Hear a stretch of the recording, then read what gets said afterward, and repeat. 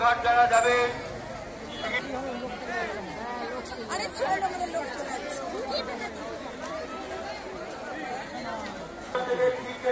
ডান দিকে যেটিতে উঠবে, যার যার মোবাইল মানি ব্যাগ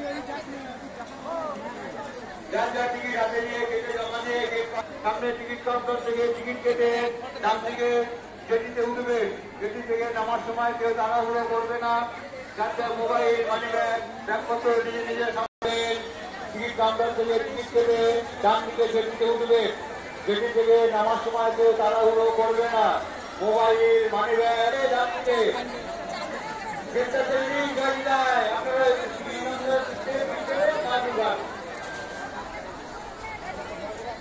জয় বিজয়।